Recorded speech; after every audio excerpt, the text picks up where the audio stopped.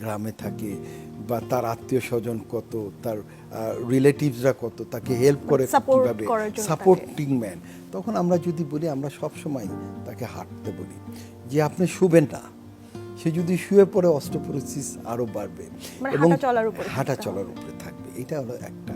আর মুভমেন্টের মধ্যে থাকবে, যে আপনি হাত উঠাবেন, হাত নামাবেন, পা নাড়বেন, সব সময়, যাতে বুড়ো হয়ে গেছে, সে তো এত কিছু জিমে যেতে পারবে না, সে তো আর খাওয়া দাওয়া ওই রকম শাকসবজি খেতে পারবে না, তাকে কিন্তু অবশ্যই আমরা সাপ্লিমেন্টের নিয়ন্ত্রণে আনবো, অর্থাৎ ড্রাগ ট্রিটমেন্টের মধ্যে নিয়ে আসবো। এই গ্রুপকে আপনি খাওয়ার কথা বলবেন, শুধুমাত্র মিল্ক lifestyle প্রোডাক্টের কথা modification-এর বলবেন, মাধ্যমে সম্ভব হ্যাঁ, না।